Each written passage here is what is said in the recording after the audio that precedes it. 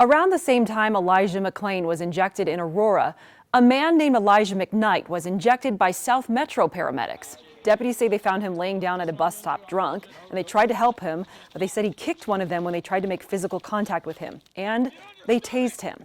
It took the problem solvers several months to obtain the body camera video, but what I found in the footage doesn't match exactly with how authorities told me the drug should be administered when I started asking questions about it in the fall. You guys are retarded. You guys are literally dumb. And you're still shocking me? I know. I'm calling eternal repairs. This is the first of 2 ketamine injections paramedics administered to a very drunk Elijah McKnight last August. Later, he ended up here, intubated in the intensive care unit for several days. How you feeling now, Elijah? Ketamine is a drug Colorado paramedics can only administer under a state waiver. And according to state guidelines, it should only be used on patients who are so combative someone's safety is at risk, or to calm extremely agitated patients who experience a condition called excited delirium. Rescue's here to talk to you. Are you going to cooperate with them? Paramedics reported McKnight was uncontrollably combative and appeared to be in excited delirium when they arrived. That's a different condition than just being drunk. Excited delirium is a medical condition that's life-threatening, and basically the patient is hyper-aggressive, markedly agitated, combative, can be delusional. So these are patients that you cannot, reason with or talk down. These are patients that are totally out of control. My name's Steven. I'm with the fire department. Please help me. What's your name? Elijah McClain, man. Our Fox 31 Problem Solvers investigation found McKnight wasn't delusional. Who's the president of the United States? Don't talk. He answered several questions coherently over a period of several minutes after he had been tased and handcuffed. How many quarters are a dollar? Good, good. And they shouldn't have injected me with ketamine. That definitely shouldn't have happened. I feel comfortable the crew did the right thing. We talked to Dr. John Riccio in the fall. He's the medical director who reviews the situation every time South Metro fire paramedics administer ketamine. Oh. And we've since learned he never watched this body camera video before talking to us and before doing his official review. I think the protocol was followed.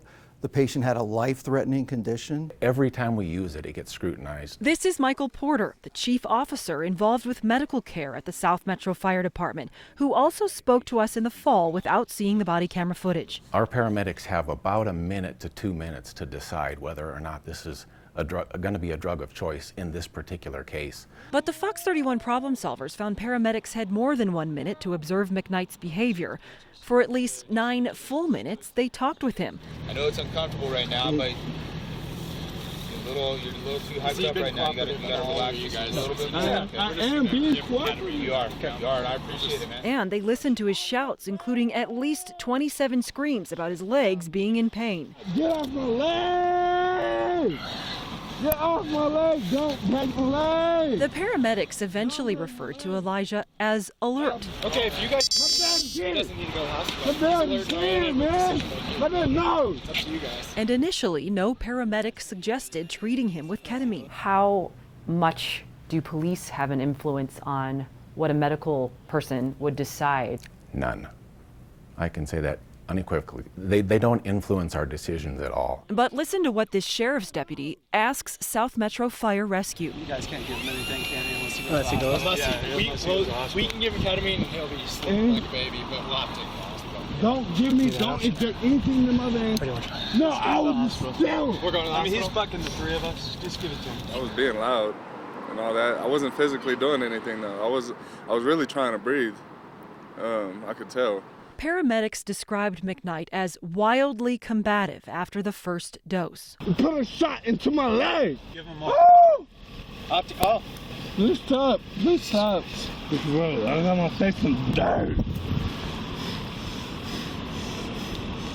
I just want water, bro. I don't think I was being wildly combative. I was just yelling, answering their questions angrily. 6 minutes after the first dose, this is how McKnight looked and sounded. And almost 3 minutes after that, they give him a second dose for a 2-dose total of 750 milligrams. Protocol suggests that's enough for a 330-pound man. McKnight weighed about 219. I think the indications, again, for the use of ketamine in someone who's showing signs of excited delirium was correct. They try to make it seem like I was the Incredible Hulk, but I feel like that's just an excuse. That's just an excuse because they thought they almost killed me.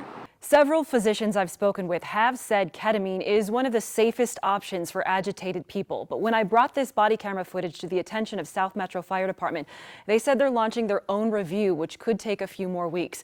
Same for the state, which launched its own investigation because of our reporting. I'm Lori Jankliha, Fox 31.